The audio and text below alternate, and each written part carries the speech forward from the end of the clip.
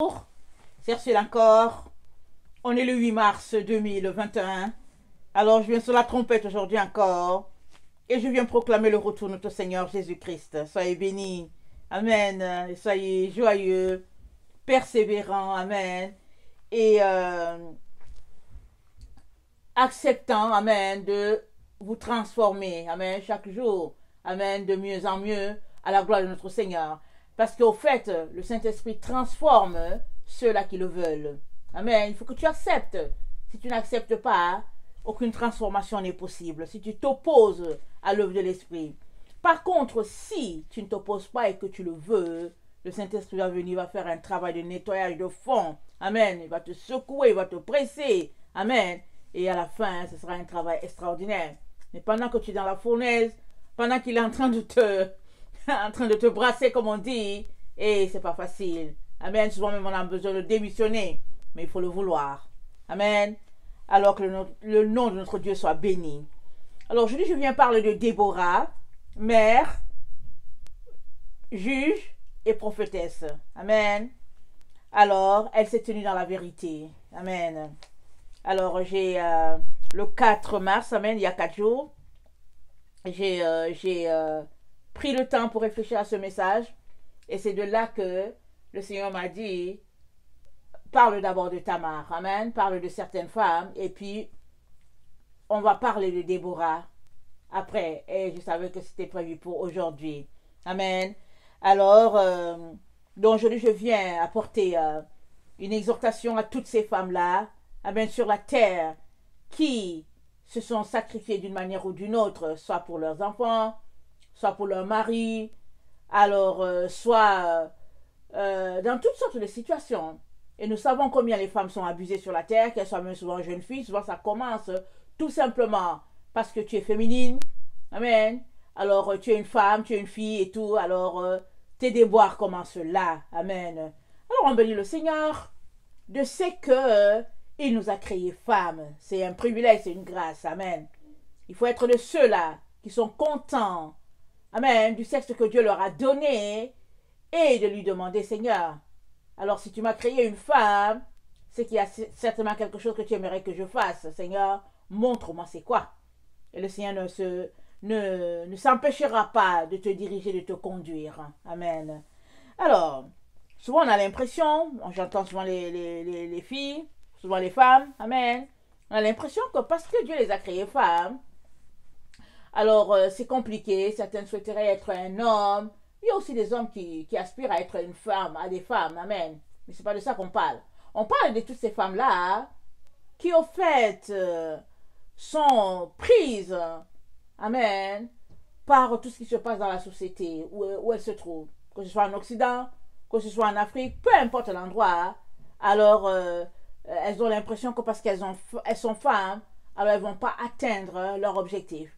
Il y a certaines, elles aimeraient gravir des échelons, et puis à un moment donné, il y a des hommes à quelque part, on les en empêche. Amen. Il y a d'autres encore, le poids de la responsabilité est trop lourd. Amen. Il y a des endroits en Afrique où, si les gens excluent les femmes, je ne sais pas comment ils vont faire pour vivre. Je ne vois pas comment ils vont faire. Parce que la femme, c'est le moteur, le moteur de la famille, et puis c'est l'engin. C'est tout, quoi. C'est toute une machine, la femme. Amen. Alors, il y a plusieurs personnes. Amen. Dans les familles, dans les endroits, dans les localités qui sont si contents que Dieu leur ait donné une mère, une soeur, une tante. Amen. Parce que grâce à ces femmes dynamiques-là, ils ont pu aller réaliser, amen, leurs rêves, les objectifs de leur vie et les raisons pour lesquelles ils sont sur la terre et tout et tout. On bénit le Seigneur pour cela. Mais aussi, malheureusement, il y a certaines femmes qui n'arrivent pas à atteindre, amen, leur objectif, ou bien qui n'arrivent pas à toucher ce qu'elles sont venues faire sur la terre, ou bien qui n'arrivent pas à réaliser, amen, leur raison d'être sur la terre. Et ça, parce que peut-être des hommes sont mis sur leur chemin pour leur bloquer le chemin. Amen. Et puis ça, c'est pas quelque chose de nouveau, ou bien quelque chose d'étranger. On sait tous que très souvent, amen, les hommes se tiennent, ils s'organisent un peu pour essayer de bloquer les chemins aux femmes. Amen. Mais béni soit le Seigneur, notre Dieu, parce que c'est pas ça qu'il a conçu. Amen. La Bible dit, et il les créa, hommes et femmes, à son image. Amen. Nous avons été créés à l'image de Dieu. Que nous soyons une femme, que nous soyons un homme, nous avons été créés à l'image de Dieu. Et Adam, en lui, avait Ève. Ève était en Adam. Amen. Et le jour que Dieu a décidé de séparer, alors il a séparé. Amen. Et là, quand Adam a regardé, il a dit, voici celle-là qui est haut de mes os et chair de ma chair. On l'appellera Isha. Amen. Parce qu'elle a été tirée. Amen. D'Adam. Amen. Donc c'était la moitié d'Adam. Alors, quand quelque chose est à moitié, tu en prends soin. Amen. Comme dit Éphésiens 5. Tu en prends soin, tu fais tout parce que ça vient de... C'est ta moitié, ça veut dire que c'est ton côté. Amen. Tu n'abuses pas la chose, tu n'écrases pas la chose, tu ne dis pas des choses qui ne sont pas vraies. Amen. Non, non, non. Tu prends soin puisque c'est ton côté. Amen. Alors, si, donc, il arrive que finalement, les circonstances sur ton chemin, amen, femme, c'est difficile. Amen. Si tu es écrasé, si tu es bafoué, si tu es méprisé et tout, moi, je viens t'encourager à ne pas t'arrêter sur cela. Tu dois t'arrêter sur ce que tu es venu faire sur la terre. Tout un chacun est en mission sur la terre, du moins pour ceux qui le cherchent. Amen. On est tous en mission. Il y a deux groupes de personnes sur la terre. Amen. Il y a ceux-là qui connaissent leur mission. Amen. Alors, ils travaillent à cela. Et de ce même groupe se trouvent aussi ceux-là qui n'ont pas encore touché leur mission et qui sont en train de chercher. Ils prient, ils disent, Seigneur, montre-moi, oh papa, montre-moi. Et puis, Seigneur, oh, il y a ce groupe-là. Donc, voilà, ils sont à la recherche de leur mission. Dans ce groupe, il y en a qui ont trouvé. Ils continuent, ils courent avec le flambeau. Il y a d'autres qui ne l'ont pas encore trouvé, mais qui continuent de courir de manière à toucher leur appel. Mais il y a un autre groupe. Ils sont là, ils ne connaissent pas leur mission. Ils ne savent pas ce qu'ils sont. Ils sont venus faire sur la terre. Et c'est des personnes malheureuses. Parce qu'elles sont malheureuses, elles travaillent à bloquer le chemin des autres. Tout ce qu'elles font, c'est bloquer le chemin des autres. C'est tout. Elles sont malheureuses. Elles ne savent pas pourquoi elles sont là. Elles essaient de s'accrocher par-ci, par-là. Et puis, etc., etc. Mais moi, je te dis une chose. Si tu fais partie du second groupe, je viens te demander de vraiment aller devant Dieu et lui demander de t'aider. Amen. Parce que ce serait dommage d'être venu sur cette terre, d'avoir séjourné sur cette terre, et finalement de ne pas avoir atteint la raison pour laquelle tu es. Ah, c'est très très grave. Amen. Alors, le livre de Juges nous parle d'une femme. Quand on parle du livre de Juges, ça nous parle de beaucoup de juges. Amen. On parle... il y a eu... Attendez, je pense que j'ai... Attendez, je vais regarder ce que j'ai noté. Alors, le livre de Juges décrit un peu un cycle, amen, où Israël se trouvait dans le péché. Amen. Israël dans le péché, Israël est dominé par ses ennemis. Après, Dieu suscite un juge. Pardon, le juge vient les aider pendant 30 ans, pendant 40 ans. Et puis, Israël est en paix. Et puis, l'ennemi s'enfuit. Et puis, bon, quand ce juge-là meurt, alors les nations viennent dominer. Et puis, etc. Et puis, etc. Ça s'est passé comme ça. Il y a eu 3 juges comme ça qui ont succédé avant que Déborah vienne. Du temps de Déborah, c'était les Cananéens qui sont venus dominer, écraser Israël. Amen. Et Dieu a suscité cette femme-là, juge, afin qu'elle puisse protéger la nation. Amen. De toutes ces attaques-là qui viennent de l'extérieur contre eux. Alors, attendez. Alors, voilà un peu le cycle qui se passait dans le livre de Juges. Jusqu'à ce que, finalement, le Seigneur, jusqu'à ce que Israël plonge complètement dans le péché. C'est-à-dire que quand on voit vers fin le livre de Juges à la fin, on voit que finalement Israël a plongé carrément dans le péché. Amen. Et ils sont donc restés un certain temps jusqu'à ce que encore Dieu puisse apporter une solution.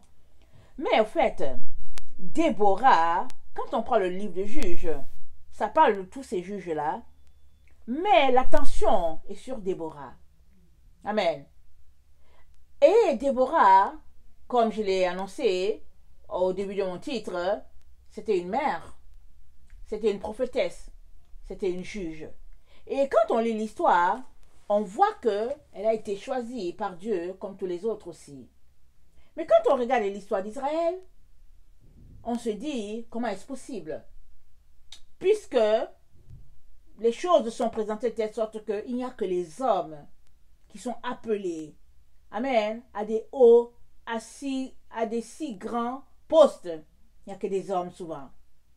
Mais Déborah a été jugée par l'Éternel d'être à ce poste-là afin de défendre ses frères. Alors, je n'ai pas calculé le nombre d'années, je ne sais pas si elle est restée 40 ans. Amen. Alors, on va lire. Juge, je pense, c'est plus si c'est... attendez, 3 ou 4 là. On va le lire. Ok.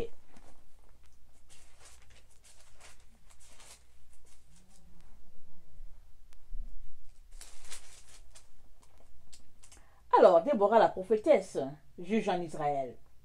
Les enfants d'Israël firent encore ce qui est déplaît à l'Éternel après qu'Éhoud fut mort. Amen. Qu'Éhoud, hein? Donc, avant que Déborah soit en poste, il y avait Othniel, Éhoud, Sanchgar. Il y avait les trois. Amen. Alors, on dit les enfants d'Israël firent encore ce qui déplaît à l'Éternel après qu'Éhoud fut mort. Et l'Éternel les vendit entre les mains de Jabin, roi de Canaan, qui régnait à Hatzor. Le chef de son armée était Sisera et habitait à Oroshep Goïm. Les enfants d'Israël crièrent à l'Éternel, car Jabin avait 900 chars de fer. Et il opprimait avec violence les enfants d'Israël depuis 20 ans. Dans ce temps-là, Déborah, prophétesse, femme de Lapidote, était juge en Israël. Amen. On voit que c'était une prophétesse, c'était la femme de Lapidote. Amen. Elle était juge en Israël. Elle siégeait sous le palmier de Déborah. Elle siégeait sous le palmier de Déborah, entre Rama et Bethel, dans la montagne d'Éphraïm, et les enfants d'Israël montaient vers elle pour être jugés. Elle envoya appeler Barak, fils d'Abinoam, de Kédesh, Nephtali, et elle lui dit, « N'est-ce pas l'ordre qu'a donné l'Éternel, le Dieu d'Israël? Va, dirige-toi sur le mont Tabor, et prends avec toi 10 000 hommes des enfants de Nephtali et des enfants de Zabulon. J'attirerai vers toi au torrent de Kizon, Sisera, chef de l'armée de Jabin, avec ses chars et ses troupes, et je le livrerai entre tes mains. » Amen. Elle donne une parole. Amen à Barak, lui disant la parole que l'Éternel a donnée. Amen. Et puis, verset 8, Barak dit, « Si tu viens avec moi, j'irai. Mais si tu ne viens pas avec moi, je n'irai pas. » Waouh! Il croit. Mais il dit que si tu viens, j'irai. Alors, est-ce que c'est la peur? Est-ce que c'est l'opposition? Est-ce que c'est la contestation? On ne sait pas. Mais il dit, si tu viens, j'irai. Mais si tu ne viens pas, je n'irai pas. Amen. Alors, le verset 9, elle répondit, « J'irai bien avec toi, mais tu n'auras point la gloire. Tu n'auras point de gloire sur la voie où tu marches. Car l'Éternel livrera Sisera entre les mains d'une femme. » Et Déborah se leva, et elle se rendit avec Barak à Kédesh. Elle est juge. Amen. Alors, elle était appelée à protéger les frontières d'Israël. C'est ce qu'elle faisait. Amen. Alors, elle est partie. Elle ne s'est pas dit, oh non, je ne vais pas et tout ça. Elle est partie avec lui. Amen. Et l'histoire nous dit que Héber, le Kétien, le Kénien, s'était séparé des Kéniens, des fils de Hobab, beau-père de Moïse, et il avait dressé sa tente jusqu'aux chênes de Tsanaïm, près de Kédesh. On informa Sisera que Barak, fils d'Abi Noam, s'était dirigé sur le mont Tabor, et depuis Harosh Goïm, Sisera rassembla vers le torrent de Kizon tous ses chars, 900 chars de fer, et tout le peuple qui était avec lui. Alors Déborah dit à Barak, lève-toi, car voici le jour où l'Éternel livre Sisera entre tes mains. L'Éternel ne marche-t-il pas devant toi? Et Barak descendit du mont Tabor, ayant 10 000 hommes à sa suite. L'Éternel mit en déroute devant Barak, par le tranchant de l'épée Sisera, tous ses chars et tout le camp. Sisera descendit de son char et s'enfuit à pied. Barak poursuivit les chars et l'armée jusqu'à Harosheth Goïm. Et toute l'armée de Sisera tomba sous le tranchant de l'épée, sans qu'il en restât un seul homme. Sisera se réfugia à pied dans la tente de Jaël, femme de Héber, le Kénien, car il y avait paix entre Jabin, roi de Hatzor, et la maison de Héber, le Kénien. Jaël sortit au devant de Sisera et lui dit, « Entre, mon seigneur, entre chez moi, ne crains point. » Il entra chez elle dans la tente, et elle le cacha sous une couverture. Il lui dit, « Donne-moi, je te prie, un peu d'eau à boire, car j'ai soif. » Elle ouvrit l'outre du lait, lui donna à boire et le couvrit. Elle lui dit encore, « Tiens-toi à l'entrée. » Il lui dit encore, « Tiens-toi à l'entrée de la tente, et si l'on vient t'interroger en disant, « Y a-t-il ici quelqu'un ?» tu répondras, « Non. » Jaël, femme de Héber, saisit un pieu de la tente, prit en main le marteau, s'approcha de lui doucement et lui enfonça dans la tempe le pieu qui pénétra en terre. Il était profondément endormi et accablé de fatigue, et il mourut. Comme Barak poursuivait Sisera, Jaël sortit à sa rencontre et lui dit, « Viens, et je te montrerai l'homme que tu cherches. » Il entra chez elle, et voici, Sisera était étendu mort, le pieu dans la tempe. En ce jour, Dieu humilia Jabin, roi de Canaan, devant les enfants d'Israël. Et la main des enfants d'Israël s'appesantit de plus en plus sur Jabin, roi de Canaan, jusqu'à ce qu'ils eussent exterminé Jabin, roi de Canaan. Amen. On bénit le Seigneur. Amen. Il est merveilleux, il est extraordinaire. Donc voilà l'histoire. Déborah l'a donné une parole. Amen. Dieu l'a appelé à ce poste, elle a donné une parole. Amen. Et puis celui-là que Dieu voulait honorer, Barak, on peut le dire, il a eu peur, peut-être. Amen. Il a eu peur, peut-être, parce qu'on ne sait pas quelles sont les émotions de la personne à ce moment-là. Amen. Mais il a dit, si tu viens, alors j'irai. Mais si tu ne viens pas, ben voilà, je n'irai pas. C'est quand même tout un défi. Quand Dieu dit quelque chose, parce que tout le monde savait que elle était juge, elle parlait de la part de Dieu. Amen. Dieu l'a mis là, et les paroles qui sortaient de sa bouche, amen, étaient approuvées par l'Éternel. Amen. Parce que tout ce qu'elle disait arrivait. Amen. Il n'y avait pas ce qu'elle disait, parce que Dieu approuvait ce qu'elle disait. Amen. On comprend donc qu'il mettait les paroles dans sa bouche, et puis ce qu'elle disait arrivait, parce que voilà ce qui est arrivé. On a lu la scène. Amen. Elle a dit à Barak, si tu vas, l'Éternel, elle a d'abord appelé Barak, elle lui dit, voilà ce que Dieu dit. Et lui, en tout cas, il a dit, si tu viens, ok, mais sinon, moi, je n'irai pas. Elle l'a donc accompagné. Amen. Parce qu'en principe, une telle réponse, elle est quand même, c'est une réponse difficile. Amen. Vraiment lourde. Amen. Mais elle a approuvé. Amen. De l'accompagner pour le bien d'Israël. Pour le bien de la nation. Mais quelqu'un qui est déjà comme ça là, qui au lieu d'aller, d'être vaillant, d'être courageux de défendre les honneurs de l'Éternel, amen, il avait besoin d'une protection quelconque. Il avait besoin qu'à côté, il y ait une personne. Déborah. On peut dire que peut-être qu'avec Déborah, ça lui donnait la sécurité que Dieu était à côté. Parce que Déborah était juge. Amen. Alors il devait se dire que Si elle est à côté, ça veut dire que Dieu est là. Mais, en tant qu'enfant de Dieu, en tant qu'Israélite, il devait savoir que quand Dieu a déclaré la parole, Amen, une fois qu'il l'a dit, il est partout, notre Dieu. Il devait savoir que Dieu est partout. S'il a dit la parole, c'est que la parole allait s'accomplir. Alors, son attitude nous montre un peu de doute.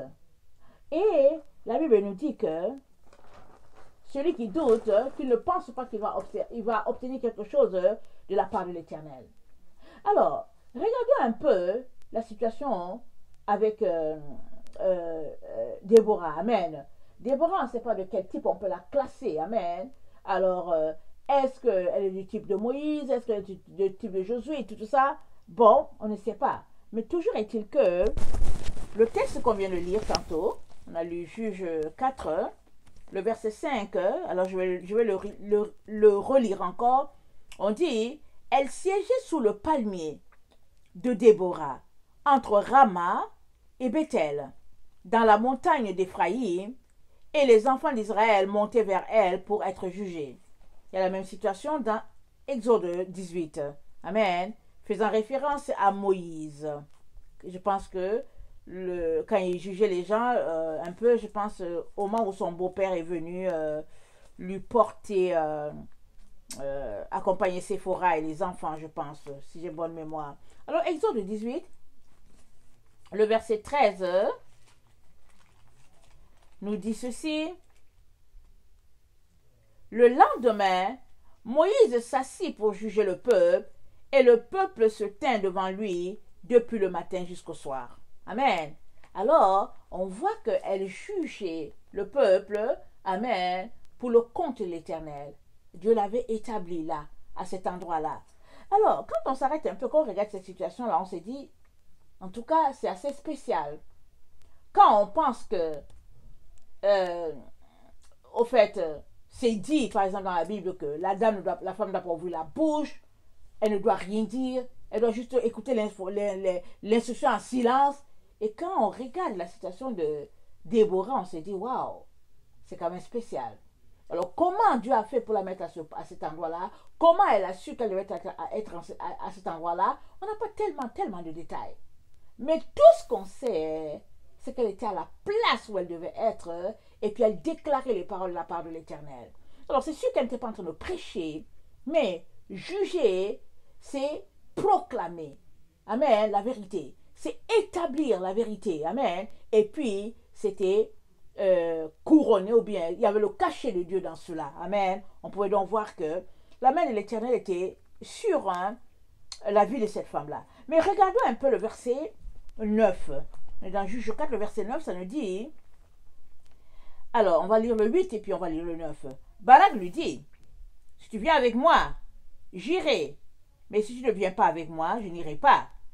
Elle répondit, j'irai bien avec toi, mais tu n'auras point de gloire sur la voie où tu marches, car l'Éternel livrera Sisera entre les mains d'une femme. Et Déborah se leva, et elle se rendit avec Barak à Kédesh. Amen. Et c'était sur quelle voie est-ce que Barak marchait? Il marchait sur la voie du doute. Amen. Sur la voie du doute, tu ne peux rien obtenir.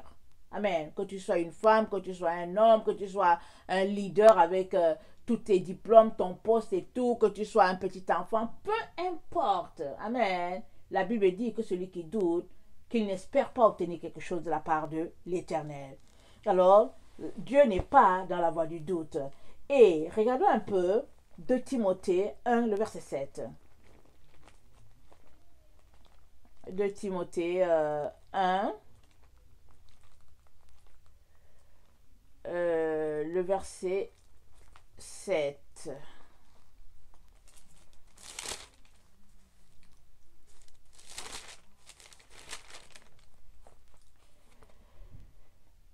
Car ce n'est pas un esprit de timidité que Dieu nous a donné, mais un esprit de force, un esprit d'amour, un esprit de sagesse. N'aie donc pas honte de témoigner à rendre notre Seigneur. N'aie donc pas honte du témoignage à rendre à notre Seigneur, ni de moi son prisonnier, mais souffre avec moi pour l'évangile, par la puissance de Dieu. Amen. Alors, Paul parle à son enfant Timothée et il lui dit, Dieu ne nous a pas donné un esprit de timidité. Si c'est vrai au temps de Paul, c'est vrai à notre temps, cela a été vrai aussi au temps de Déborah et de Barak. Amen. Elle lui dit, la voie sur laquelle là, tu marches là, amen, n'espère pas, comme elle l'a dit, je vais encore le regarder, elle dit, euh, attends, elle répondit, j'irai bien avec toi, mais tu n'auras point de gloire sur la voie où tu marches, car l'Éternel livrera Sisera entre les mains d'une femme. Amen. Elle a déclaré cette parole-là. Amen. Puisqu'il y a eu un doute qui est là, et la parole est sortie, et elle dit, tu n'obtiendras rien. Et puis la voie dans laquelle il marche, c'est la voie du doute. C'est la voie de la timidité. C'est la voie, amen, où on veut toujours dépendre de quelqu'un. Or, nous sommes appelés, amen, à être des vaillants. La Bible dit que depuis le temps de Jean-Baptiste, le royaume des cieux est forcé, et ce sont les violents qui s'en emparent. C'est pas parce que tu es une femme que tu dois être poltron. Ou bien c'est pas parce que tu es un petit garçon que, bon, finalement, tu n'as pas la force. Non, ça n'a rien à voir. Ça a tout simplement à voir que Dieu nous a pas donné un esprit de timidité et il s'attend que on puisse être des vaillants qui avons décidé que nous allons nous emparer du royaume et c'est le royaume de Dieu. Et ce royaume de Dieu là, c'est le royaume de la lumière. C'est pas le royaume de ténèbres. C'est pas un royaume de pénombre. C'est un royaume de lumière. Le royaume là où demeure notre Dieu. Et les enfants du royaume sont les enfants de lumière. Et ils marchent dans la vérité. Ils marchent persévérants. Et ils ont un seul but en tête. C'est qu'ils vont établir le royaume de Dieu sur cette terre-ci. Parce qu'au début, au commencement, c'est ça que Dieu a dit. C'est pourquoi il a créé les cieux et la terre. Il a placé Adam et Ève dans le jardin. Il leur a dit, assujettissez. Et puis prenez possession et puis multipliez. C'est ça qu'il a dit. Et Satan est venu pour infecter. Et Dieu a déclaré que le temps vient où il y aura un nouveau ciel, il y aura une nouvelle terre. Amen. Il l'a déclaré dans Genèse 3, le verset 15. Il a dit au serpent, hein, à Satan, il a dit, le jour vient où la postérité de la femme, elle écrasera ta tête. Toi, tu vas juste lui blesser le talon là. Mais elle va écraser ta tête et ça va finir une bonne fois pour toutes. Et c'était quoi l'esprit du serpent? Amen. C'était d'avoir créé, amen, une certaine crainte, un certain malaise dans le cœur de Ève, de vains espoirs. Il l'a plongé dans l'illusion. Amen. Lui faisant croire quelque chose qui n'était pas, si bien que elle a reçu, amen, la semence corruptible. Elle l'a reçue. Et elle a été séduite. Elle a été séduite là, écoutant quelqu'un qui racontait n'importe quoi. Écoutant le serpent qui racontait des choses qui n'étaient pas vraies. Il lui a mis les idées dans la tête.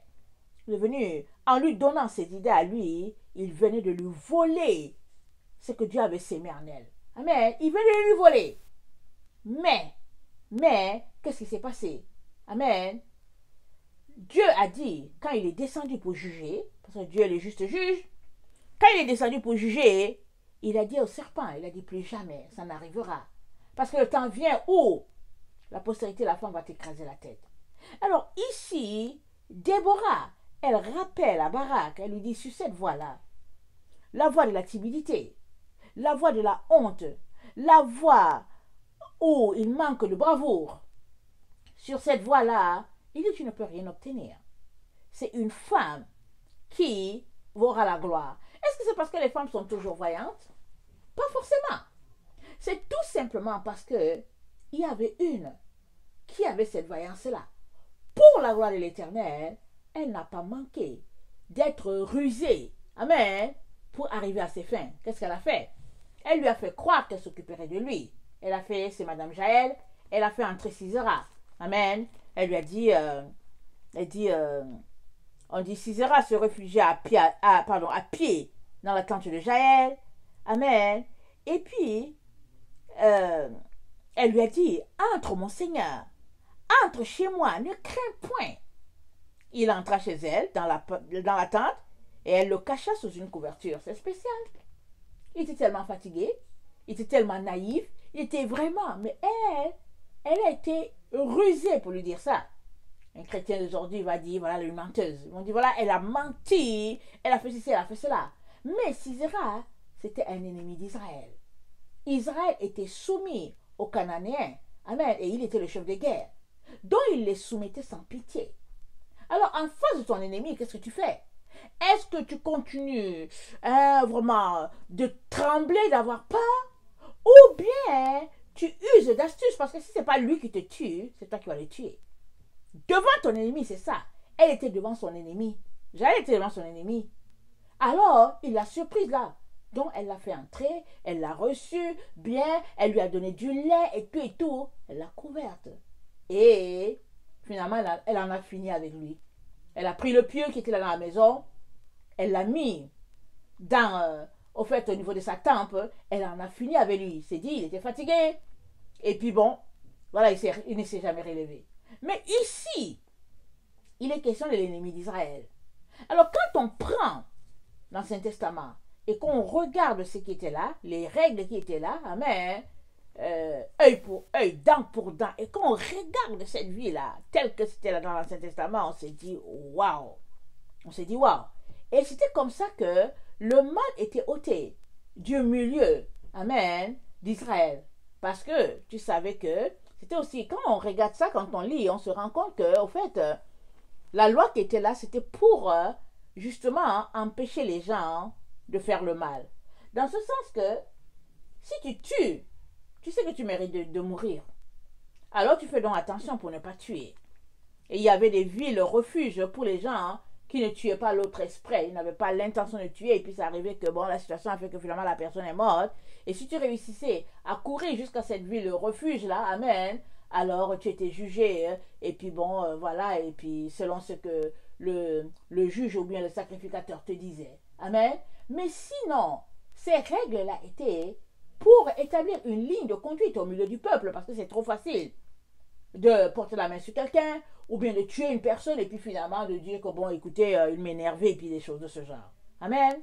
Alors, Jaël, devant l'ennemi d'Israël, elle n'a pas hésité. Elle n'a pas dit, oh non, mais comment je veux faire, et puis bon, qu'est-ce que... Non, non, non. Elle savait tout simplement que c'est question de vie ou de mort, et puis il fallait qu'elle règle ce problème-là. Avait-elle entendu qu'une parole était sortie, amen, de la bouche de Déborah disant que la victoire sera une femme?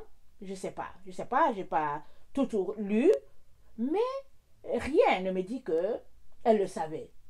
Tout ce qui est arrivé, c'est que devant son ennemi, devant l'ennemi de la nation, elle n'avait pas le choix que de défendre, amen, le nom de l'Éternel des armées. Et très très souvent, en tant que les enfants de Dieu, on est appelé à prendre position, amen, pour le royaume de lumière. Alors tu es soit pour la vérité, soit pour le mensonge. Alors souvent, les gens se retrouvent dans une situation, ils se disent que bon, ils essaient de camoufler les choses et tout. Mais non, non. Le royaume de Dieu, c'est un royaume de lumière. Ce n'est pas un royaume au fait de plaisanterie, de comédie, et puis non, non, non. C'est le royaume de lumière. C'est le royaume, là il y a la paix, le bonheur, la droiture, l'exactitude. Parce que Dieu, amen, est un Dieu notre Créateur, il n'est que lumière. Il n'y a pas d'ombre de variation en lui, c'est ce que la Bible dit. Et soit tu es pour lui, soit tu es contre lui. Soit tu es pour la vérité, soit, au fait, tu es pour le mensonge. Tu ne peux pas être pour les deux à la fois. Amen. Et alors, il est donc important que tout un chacun prenne position et sache où il est exactement. Et quand tu sais que tu es d'un bord, alors si ton ennemi se présente à toi, tu es appelé à te défendre. Amen. Elle, l'ennemi est venu la trouver dans sa cour, comme on peut dire. L'ennemi a fait une irruption chez elle, et il voulait se cacher, et puis il avait soif, et puis l'ennemi, son ennemi, ça dit que Dieu a livré l'ennemi d'Israël entre les mains d'une femme, suite à la parole déclarée par la bouche de Déborah. Amen. Alors, Jaël a été une femme qui a usé de violence. Si on regarde Matthieu 11, le verset 12, attendez. Matthieu 11.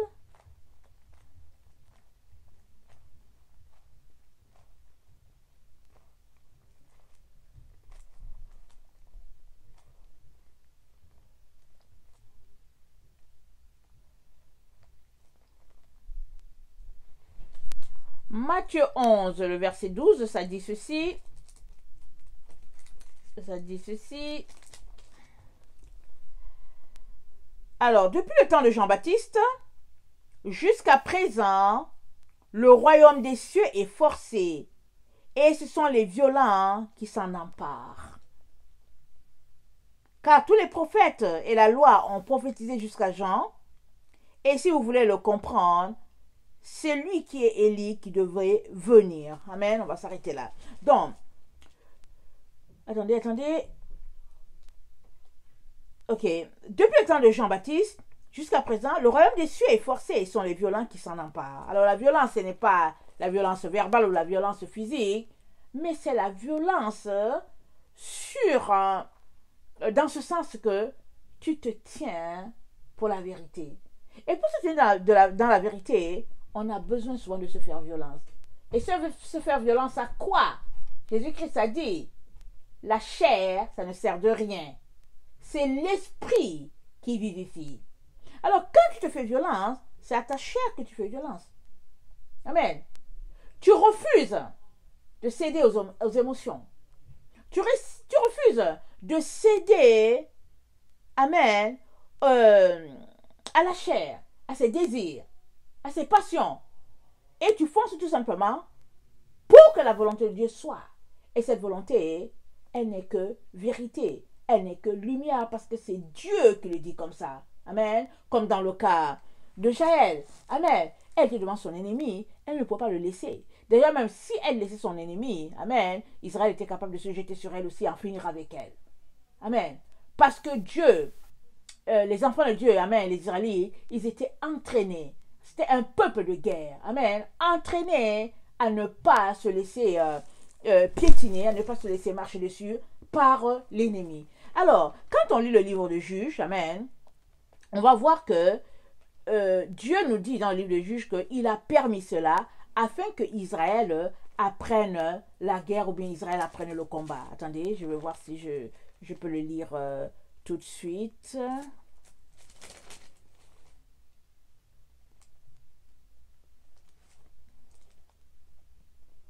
Ok, je vais lire Juge 2, le verset 16. L'Éternel suscita des juges afin qu'ils délivrassent de la main de ceux qui les pillent. Attendez. L'Éternel suscita des juges afin qu'ils les délivrassent de la main de ceux qui les pillaient. Mais ils n'écoutèrent pas même leurs juges, c'est-à-dire c'est Israël.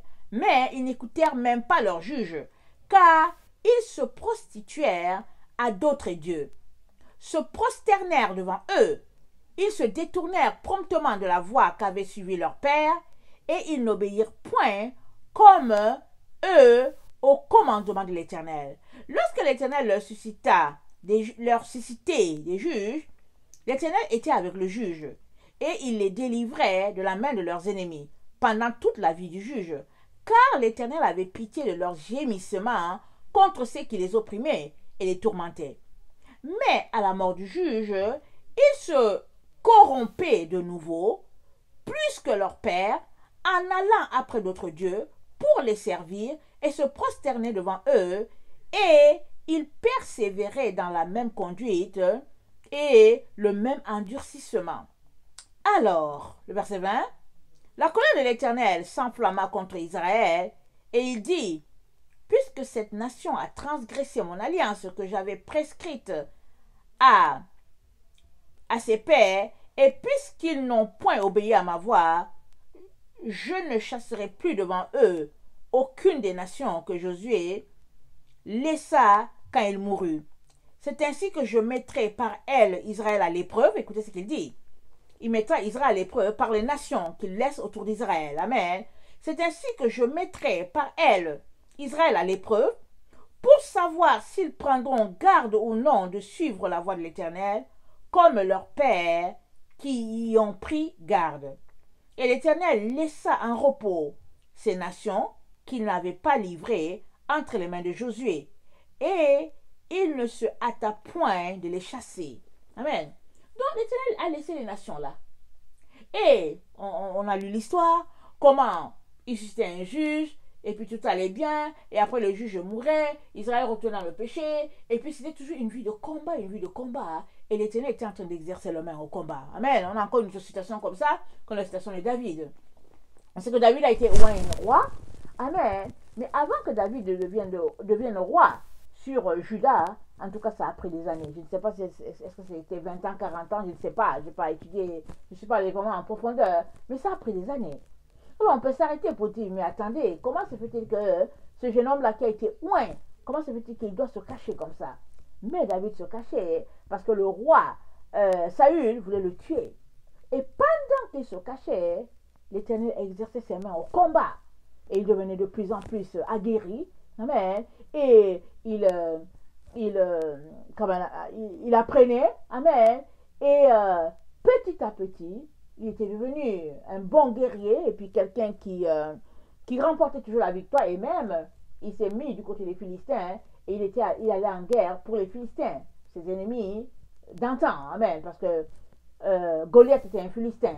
Alors David avait tué Goliath, un Philistin. Et cette fois-ci, puisqu'il était chassé par le roi de son pays, alors il se cachait, il s'est retrouvé au milieu des Philistins. C'est comme ça que les Philistins le protégeaient. Amen. Et Dieu a permis cela, qu'il soit là-bas jusqu'à ce que le temps marqué par l'Éternel arrive et que David soit roi sur Israël. Amen.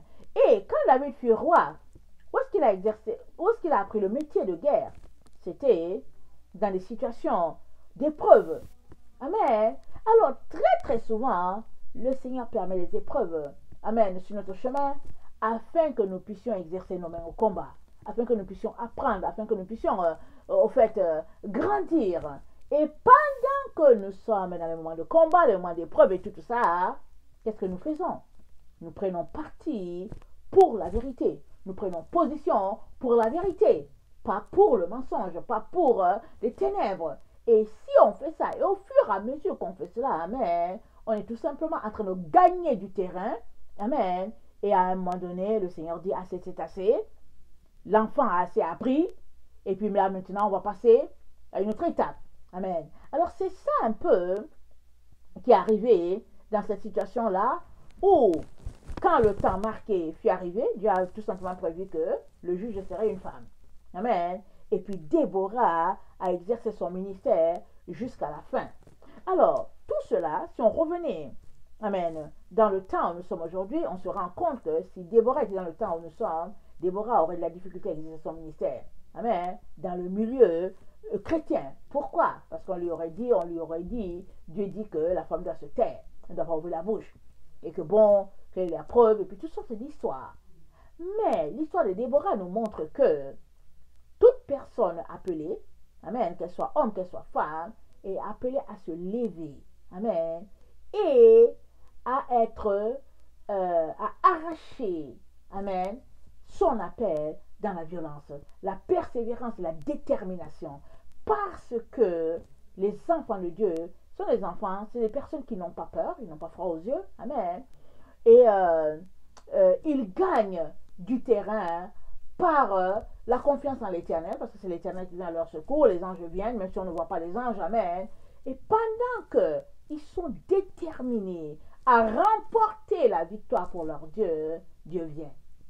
Alors, j'aimerais parler, amen, à toutes ces femmes-là qui croupissent sous le poids de certaines situations où elles n'arrivent pas à faire ce que Dieu les a appelées à faire, sont bloquées, barrières, barricadées, empêchées, peu importe, je ne sais pas qu'est-ce que toi tu vis, amen, comme situation, dans ton cas, et finalement, elle baisse les bras.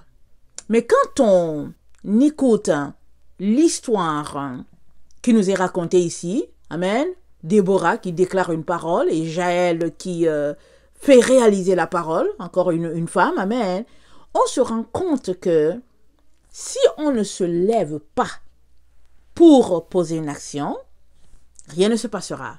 Si on prend l'exemple de Sisera qui s'est retrouvée dans la cour de Jaël, alors c'est-à-dire le gibier est venu là entre ses mains. Elle était là, le gibier est venu. Alors elle avait le choix de dire écoutez c'est compliqué, je ne veux pas vraiment, je ne suis pas une femme de guerre et tout, ou bien parce qu'elle avait en face d'elle son ennemi. Amen. Elle avait son ennemi en face d'elle. Alors, elle pouvait dire, trop compliqué, je vais attendre que quelqu'un vienne pour régler le problème. Ou bien, faire comme elle a fait, user de ruse. Et après, en finir avec son ennemi qui n'est autre que l'ennemi d'Israël. Amen. Mais elle a posé une action. Elle a posé un acte de bravoure. Et comme on l'a lu dans, je pense, Matthieu 11, le verset 12, qui dit, « Le royaume des cieux, ce sont les violents qui s'en emparent, on comprend que, amen, peu importe la situation dans laquelle tu te trouves, à cause de la gloire de l'Éternel, tu es appelé à gagner ton combat. » Alors, si tu poses le premier pas pour gagner ton combat, Dieu va faire le reste. Il va faire le reste. Parce que tu vas à la victoire, tu vas au combat en son nom, et la victoire, c'est à la gloire de l'Éternel. Alors, veux-tu une situation où tu n'auras pas de barrière? Je ne sais pas si ça existe. Amen. Je ne pense pas que ça existe. Prenons l'exemple de David. David a été oint roi alors qu'il était jeune. Et tout le monde savait que David était oint roi. Que le prophète Samuel est arrivé chez son père et il lui a versé l'huile sur la tête et on sait qu'il était roi. Mais Saül ne lui a pas laissé la place. Hein. Saül s'est battu jusqu'au bout. Il ne voulait pas céder la place. Alors David n'est pas venu là pour dire, oh non, mais vraiment, on n'a plus ma place, mais vraiment, non. À chaque fois que l'occasion s'est présentée, ça s'est présenté une ou deux fois, pour David de pouvoir en finir avec la vie de Saül, il a dit qu'il ne me soit pas donné de mettre la main sur l'oint de l'Éternel, parce que Saül aussi, avant qu'il soit remplacé par David, amen, le prophète avait prié pour lui. David a dit, ah non, non, non. Mais David se cachait, et puis pendant qu'il se cachait, pendant qu'il essayait de se défendre et tout, il a acquis les ruses, amen, du métier. Parce que tu ne peux pas être roi, amen, si tu n'es pas capable de défendre ton pays. Et dans ce temps-là, c'était vraiment des temps, et regardez un peu comme les films Vikings, là, c'était des temps rudes, où c'était vraiment la violence pour gagner, amen, pour asseoir son territoire, amen. Et effectivement, le livre de Juges nous montre comment c'était là-bas dans ce temps-là, comment c'était dur, c'était pénible. Amen. Mais David, il a acquis. Amen. Il a acquis comment son travail. Amen. En se retrouvant avec les ennemis d'Israël. Et finalement, quand le moment est venu pour lui, quand le temps marqué par l'Éternel est arrivé, David fut roi. Et il a défendu son pays. Amen, jusqu'au bout. Et il fut un roi que Dieu a beaucoup apprécié. Il dit que David est l'homme selon son cœur. Alors, si on prend cet exemple, on comprend que on aura toujours des épreuves sur notre chemin. Et même quand on prend la vie chrétienne, c'est une vie de combat. C'est le combat de la lumière contre les ténèbres. C'est le combat de la vérité contre le mensonge. C'est le combat, amen, c'est le combat de la justice, amen, contre la fausseté. C'est ça qu'on doit comprendre. Alors, quand tu comprends cela, tu es appelé à te battre. Tu n'as pas le choix, au fait. Rappelons-nous un peu l'exemple pratique de Jésus avec Simon, son disciple. Simon a vu que Jésus était le Messie, le roi, celui qui devait venir sauver l'humanité. Simon l'a vu tout de suite. Quand Dieu lui a permis de voir, il l'a vu. Et dès qu'il l'a vu, sans tarder, Jésus a trouvé que c'était le temps d'annoncer à ses disciples qu'il allait mourir. Et quand il l'a annoncé, Simon a dit « à Dieu ne plaise ». Tout de suite, sans tarder, Jésus a dit « arrière de moi, Satan ». Arrière de moi, parce qu'il a vu tout de suite en arrière de Simon, Satan qui voulait l'empêcher de réaliser la raison pour laquelle il était sur la terre. Il était venu pour ça. Amen. Et le moment était arrivé pour lui d'entrer dans sa destinée. Amen. Et Simon dit non. Simon, pris par ses émotions, ne comprenait pas pourquoi Jésus devait mourir et puis pourquoi il voulait mourir. Mais Jésus le devait pour que toi et moi puissions avoir part à l'héritage des enfants de lumière. Jésus devait, c'était pour ça qu'il était là. Amen. Et tout de suite, sans tarder, il n'a pas accepté que la pensée, amen, de Simon, qui était une pensée des ténèbres, s'implante en lui. Parce que lui, il n'est que lumière. Et toutes les pensées qui sortaient de Jésus étaient des pensées de lumière. Amen. Alors, c'était donc un combat de lumière contre les ténèbres. Jésus a dit, niet, il dit, arrière de moi, Satan. Si tu veux arriver à l'endroit que Dieu a pour toi, tu es appelé à combattre jusqu'au bout. Et qu'est-ce que tu combats? Tu refuses les ténèbres qu'on veut t'inculquer. Tu dois refuser cela à tout prix. Même si ceux-là qui te combattent, ils viennent avec un arsenal de guerre. Et puis, tu dois refuser. Tenir jusqu'au bout pour la vérité. Jésus-Christ leur a dit, quand il était là devant ses juges, Jésus-Christ leur a dit, est-ce que vous pensez que je ne suis pas capable de demander une légion d'anges pour qu'ils viennent? Et ils me protégeraient. Les gens sont moqués de lui. Mais évidemment, il était capable d'envoyer une légion d'anges. Amen. Pour sa protection. Mais où serions-nous aujourd'hui? Amen. Parce que Jésus, il est Dieu. Il était Dieu sur la terre. Jésus est Dieu. Amen. Il est Dieu, notre Seigneur. Il est Dieu. Alors, il était là sur la terre en tant qu'un humain, mais il était Dieu. Parce qu'il est venu reconnecter, amen, ce que l'ennemi a brisé. Il est venu colmater les brèches, il l'a mis ensemble, il a remis le pont parce que c'était brisé, il l'a remis. Amen. Et il fallait donc qu'il accepte de sacrifier la chair, qu'elle puisse être clouée. Amen. Parce qu'elle n'a pas de valeur, la chair n'a pas de place du tout. Dans la gloire de Dieu, il n'y a pas de place pour la chair. N'oublions pas que quand il a créé Adam et Ève, amen, il les a créés, mais leur corps était incorruptible jusqu'à ce qu'ils pêchent. Leur corps était incorruptible. Mais à partir du moment où ils ont péché, le corps est devenu mortel. Il leur a dit, le jour où vous mangez de cette table-là, vous allez mourir. Alors, avec un corps corruptible, comme dans le corps dans lequel Jésus était, parce que Jésus étant Dieu, il est venu, il a pris le corps chez Marie. Il a été logé dans le sein de Marie, et puis c'est là que son corps humain a été formé. Alors, donc il avait un corps corruptible, dont le corps ne servait à rien. Alors, Jésus a dit tout simplement que, voilà, il a dit, est-ce que vous ne pensez pas que je peux demander une légion d'anges de venir me défendre?